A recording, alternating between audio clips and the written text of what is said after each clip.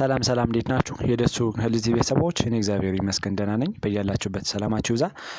ዛሬም እንደተለመደው በአንድ ጠቃሚ ርዕስ መጥቻለሁ። በዚህ ቪዲዮ በደንብ እንድንማማር የፈለኩት የሳምባ ነቀርሳ ወይም ደግሞ ቱበርኩሎሲስ ማለት ምንድነው የሚለውን ለእናንተ የተወሰነ ግንዛቤ ልሰጣችሁ ነው የመጣሁት ማለት ነው።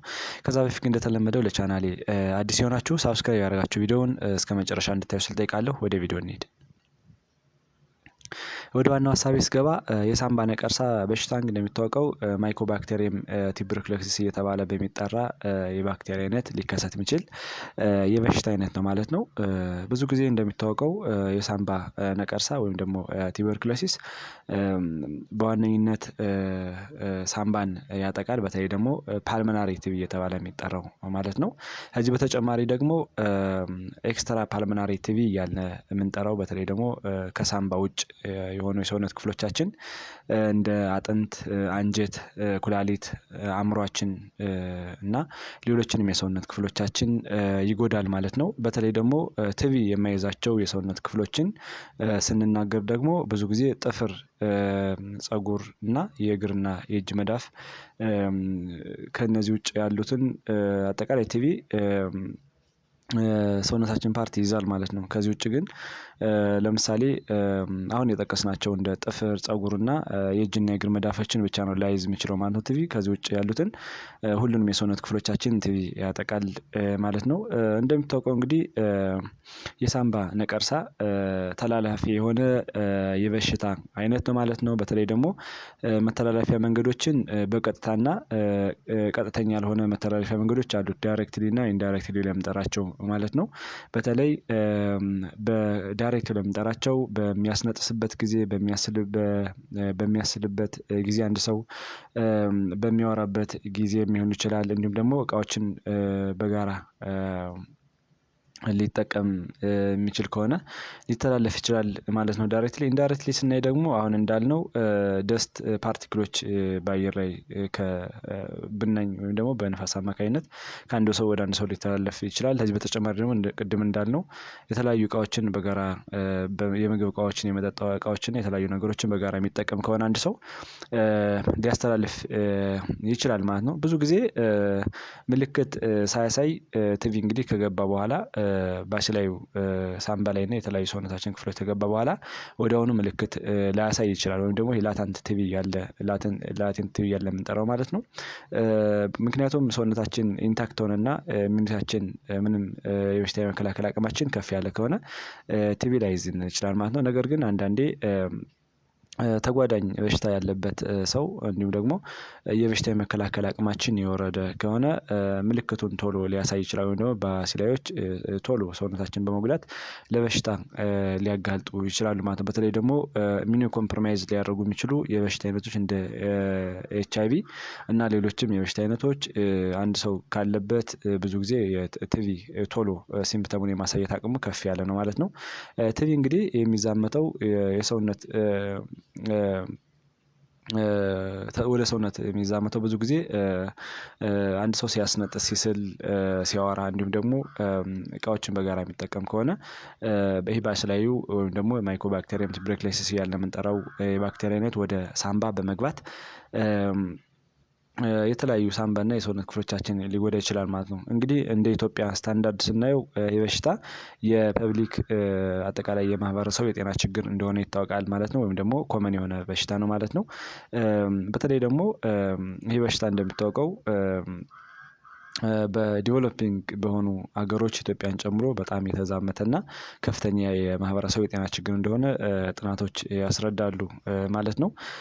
ምልክቶችን ስናይ ብዙ ጊዜ ቲቢ እንደሚታወቀው ሳል ይኖረዋል። ይህ ሳል ደግሞ ከሁለት ሳምንት እና ከዛ በላይ የሆነ ሳል ካለ ከዚህ በተጨማሪ ፕሮዳክቲቭ ከፍ ካለ በተለይ ደግሞ በጣም ሀክታ ያለው ሳል ካለ አንዱ መገለጫው ነው ማለት ነው። ከዚህ በተጨማሪ ደግሞ አንድ ሰው ሳል እያሳለው ሀክታ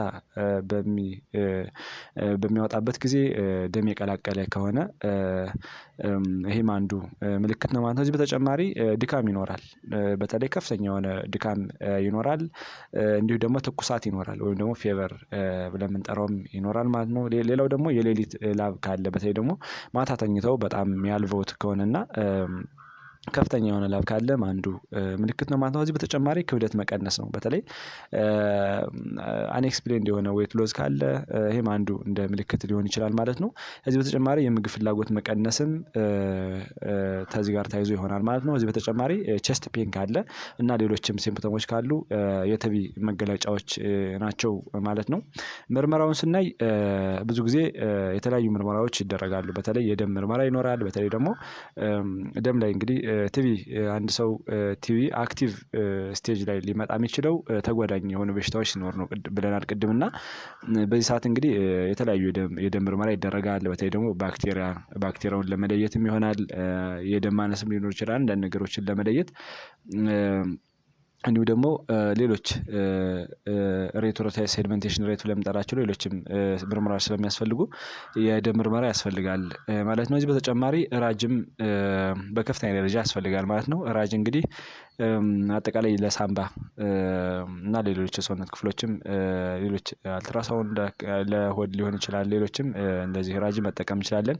ብዙ ጊዜ ራጅ እንግዲህ የሳምባን ጉዳት ለመለየት እና በሽታው አለ የለም የሚለውን ይለያል ማለት ነው። በተለይ ደግሞ ሳምባችን በተፈጥሮ በኤክስሬይ ሲታይ ንፁህና ምንም አይነት እንትን የሌለበትም እና አንዳንድ ችግሮች ሲኖሩ ግን የሆነ ምስል ሊያሳይ ይችላል ማለት ነው። ከዚህ በተጨማሪ በራጅ በኤክስሬይ የማይታይ ከሆነ ደግሞ እንደ ሲቲ ስካን እና ኤምአርአይ ይታዘዛል ማለት ነው። ቤዝድ ኦን እንደ ፔሸንቱ ኮንዲሽን ማለት ነው።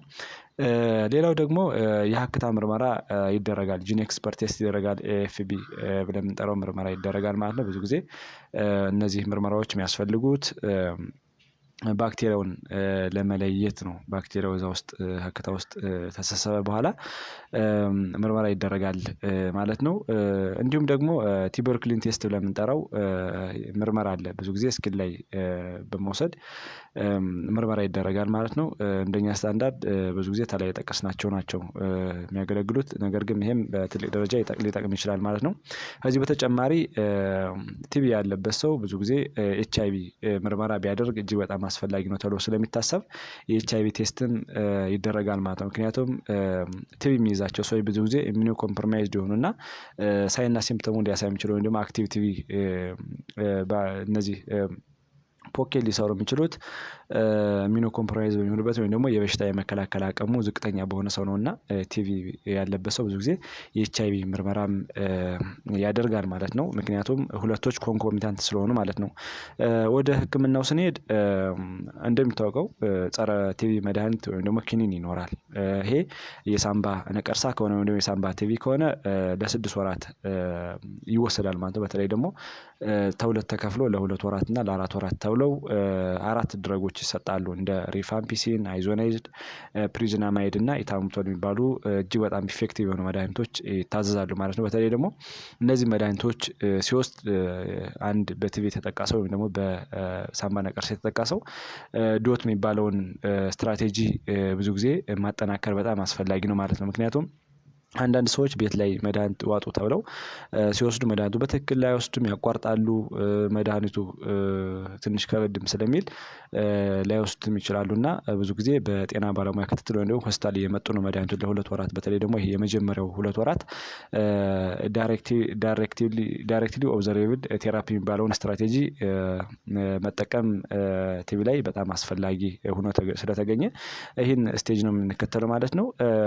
ሌላው ደግሞ አሁን እንዳልነው እነዚህ ለ2 ወራት እና ለ4 ወራት ነው መድኃኒቶች የሚሰጡ በትክክልና በሰዓት መድኃኒቱ ከተወሰደ እንዲሁም ደግሞ ሌላ ችግሮችን ማንጨምር ከሆነ በሽታው የመፈወስ አቅሙ በጣም ከፍተኛ ነው ማለት ነው። ነገር ግን አንዳንዴ መድኃኒቱን በትክክል የማይወስዱ ሰዎች እንደሚታወቀው ብዙ ችግሮች ያጋጥሟቸዋል።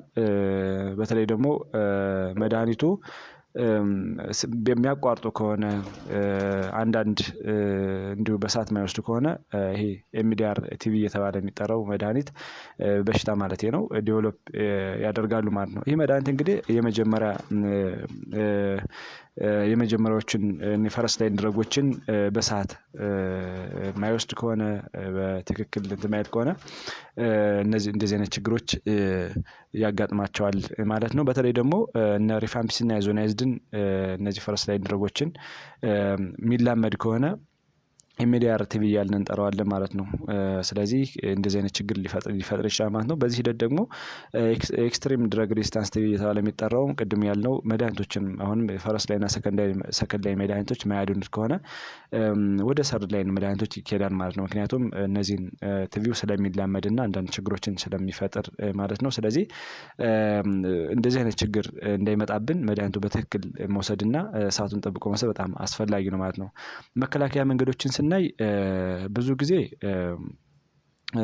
እንደሚታወቀው እንግዲህ በቲቪ በአየር ላይ የመቆየት አቅሙ በጣም ከፍተኛ ነው። ስለዚህ ቤታችንም የተለያየ የምንኖርበትን አካባቢ ቬንቲሌት ማድረግ በጣም አስፈላጊ ነው ማለት ነው። በተለይ ደግሞ መስኮትን በርን ከፍቶ ለብዙ ሰዓት ማቆየት እጅግ በጣም አስፈላጊ ነው ማለት ነው። ከዚህ በተጨማሪ የተፈጥሮ ብርሃን ቤታችን እንዲያገኝ የምንኖርበትን አካባቢ እንዲያገኝ ማድረግ እጅግ በጣም አስፈላጊ ነው። ምክንያቱም አልትራቫዮሌት ራዲዬሽን እንደሚታወቀው ወይም ደግሞ ይሄ ጨረር የቲቪ ባክቴሪያን የመግደል አቅሙ እጅግ በጣም አስፈላጊ ነው ማለት ነው። በተለይ ደግሞ ፀሐይ በሚወጣበት ጊዜ በራችንና መስኮታችን መክፈት የፀሐይ ብርሃን እንዲገባና መጠኑ እንዲቀንስና የመተላለፍ አቅሙ እንዲቀንስ ያደርጋል ማለት ነው። ከዚህ በተጨማሪ ደግሞ ጥሩ ንጽህና ወይም ደግሞ ከንጽህና ጋር ተያይዞ ያለውን ሂደት ማስተካከል ነው። በተለይ ደግሞ በሚያስሉበት ጊዜ በሚያስነጥሱበት ጊዜ በሚያወሩበት ጊዜ ከጤነኛው ሰው ርቀው ወይም ደግሞ ይዘው ቢያስነጥሱ ወይም ደግሞ በፎጣቸው በተለያዩ ነገሮች የሆነ ነገር ይዘው ቢያስነጥሱ ቢስሉ አሪፍ ነው ማለት ነው። ምክንያቱም በአየር የሚሄደው አቅም ከፍተኛ ስለሆነ እና ወደ ሰው የመተላለፍ ቻንሱ ከፍ ያለ ስለሚሆን በተለይ ደግሞ ክሎዝ የሆነ ፕሮክሲሚቲ ካለ ዱሬሽን ካለ ባክቴሪያው የመተላለፍ አቅሙ በጣም ከፍተኛ ስለሆነ እነዚህን ጥንቃቄዎች ማድረግ ነው። ስለዚህ አንድ ሰው ሲያስነጥስ እጁን በእጁ ሸፍኖ በተለያዩ ነገሮች በፎጣ በጨርቅ በተለያዩ ነገሮች ጠቅልሎ ቢያስነጥስና ቢስል የተመረጠ ነው ማለት ነው። ከዚህ በተጨማሪ ደግሞ ማስክ መልበስ ነው። ብዙ ጊዜ መከላከያ ነገሮችን ምክንያቱም ኤርቦርን በሽታዎች ብዙ ጊዜ በትንፋሽ ነው የሚተላለፉት እና ስለዚህ ይሄ ድሮፕሌት ወደ ሰው እንዳይተላለፍ ማስክ ማድረግ ፌስ ማስክ የተለያዩ ነገሮችን ማድረግ አስፈላጊ ነው ማለት ነው። ከዚህ በተጨማሪ እቃዎችን በጋራ ከመጠቀም መቆጠብ ነው። በተለይ ደግሞ አንድ ሰው አክቲቭ የሆነ ቲቪ ካለው እና ሕክምና ላይ ከሆነ ብዙ ጊዜ እቃዎችን በጋራ ከመጠቀም መቆጠብ ነው። በተለይ ደግሞ ምግብ የሚመገቡበትን እቃ የሚጠጡበትን እቃ በጋራ መጠቀም ማቆም አስፈላጊ ነው። ከዚህ በተጨማሪ በተለይ ደግሞ አንድ ሰው ለ2 ወራቶች በሚታከምበት ጊዜ የመጀመሪያዎቹ 2 ወራት አይዞሌሽን ላይ ወይም ደግሞ የራሱ ሩም ኑሮት ቢታከምና ቢተኛ ለብቻው እጅግ በጣም የተመረጠ ነው ማለት ነው። ምክንያቱም በዛ ሰዓት ለሰው የማስተላለፍ አቅሙ በጣም ከፍ ያለ ስለሆነ አይዞሌት ወይም ደግሞ ለራሱ ብቻውን የሚኖርበት ኢንቫይሮመንት ቢመርጥ እጅግ በጣም አስፈላጊ ነው ማለት ነው። ሌላው ደግሞ ቢሲጂ የሚባል ክትባት ብዙ ጊዜ ለህፃናት እንደተወለዱ እስከ 14 ቀን ባለው ይሰጣል ማለት ነው። ይሄ 80% አካባቢ የቲቪ በሽታ እንዳይዛቸውና ለ15 ዓመት ያህል የመጠበቅ ቻንስ ስላለው ህፃናት እንደተወለዱ ክትባቱን በአግባቡ እንዲወስዱና እንዲከተቡ ማድረግ እጅግ በጣም አስፈላጊ ነው ማለት ነው። ከዚህ በተጨማሪ ደግሞ የሳምባ ነቀርሳ ወይም ደግሞ ቲቪ ኖሯቸው ሰዎች መድኃኒቱ ከጨረሱ በኋላ መጠው ቼክአፕ ማድረግ እጅግ በጣም አስፈላጊ ነው ማለት ነው። ምክንያቱም አንዳንዴ ለ6 ወር ተወሰዱ በኋላ መድኃኒቱ በሽታው ቶታሊ ራዲኬት አድርጓል ወይም ደግሞ እንደገና ሪአክቲቬት አድርጓል የሚለውን ለመለየት እጅግ በጣም አስፈላጊ ስለሆነ የቲቪ መድኃኒት ጨርሻለሁ ብሎ አንድ ሰው ቤት ላይ ቁጭ ማለት የለበትም ማለት ነው። ምክንያቱም አሁን እንዳልነው እንደዚህ ምክንያት ስላለው ነው ማለት ነው። ስለዚህ ራዲኬት አድርጓል ወይስ አላደረገም የሚለውን በስርዓት ለማወቅ ስለሚፈልግ ከጨረሱ በኋላ መድኃኒቱን መጥተው ጤና ተቋም ላይ መመርመርና መታየት አለባቸው ማለት ነው። ከዚህ በተጨማሪ ቲቪ እንግዲህ እንደሚታወቀው የቲቪ በሽታ በስርዓት ካልታከመ ቅድም እንዳልነው የተለያዩ ችግሮችን ያስከትላል። በተለይ አንዳንዴ ቲቪ ኤምዲአር እና ኤክስትሪም ድረግ ሬዚስታንስ ቲቪ እየሆነ ለተለያዩ የሰውነት ችግሮች መንስኤ ሊሆን ይችላል ማለት ነው። ስለዚህ ኤርሊ መታከምና ዲቴክት ማድረግ በጣም አስፈላጊ ነው ማለት ነው። እንግዲህ የተለያዩ ኮምፕሊኬሽኖች አሉት። የመጀመሪያው ቅድም እንዳልነው ኤምዲአር ቲቪ ዲቨሎፕ ልናደርግ እንችላለን። መድኃኒቱ የተላመደ ቲቪ ማለት ነው። እዚህ በተጨማሪ ደግሞ ብዙ መድኃኒቶችን የተላመደ ቲቪ ወይ ደግሞ ኤክስትሪም ድረግ ሬዚስታንስ ቲቪ ለምንጠራውም ሊመጣ ይችላል ማለት ነው። በስርዓት ያልታከመ ሌላው እነዚህ ቲቪ በስርዓት የማይታከም ከሆነ ቅድም እንዳልነው የአጥንት ኢንፌክሽን ሊያስከትል ይችላል። የጭንቅላት ችግር ሊያመጣ ይችላል። ይሄ ቲቢ ሚኒንጃይተስ ስለምንጠራው ማለት ነው። ሌላው ሬናል ላይ ወይም ደግሞ ኩላሊት ላይ ጉዳት ሊያስከትል ይችላል። ሆድ ላይ ጉዳት ሊያስከትል ይችላል እና የተለያዩ ቦታዎች ችግር ሊያስከትል ስለሚችል ኤርሊ ዲቴክሽን እና ትሪትመንት ወይም ደግሞ ኤርሊ ስክሪኒንግ ማድረግ እጅግ በጣም አስፈላጊ ነው ማለት ነው።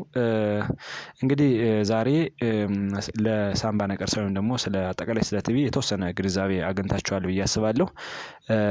ቀጣይ ላይ የሚለቃቸው ቪዲዮዎች ለእናንተ እንዲደርሷችሁ ላይክ፣ ሼር እንዲሁም ደግሞ ሳብስክራይብ ያደረጋችሁ የዶር ትብብራችሁ እንዳይለይ ስል ጠይቃለሁ። ባይ ባይ።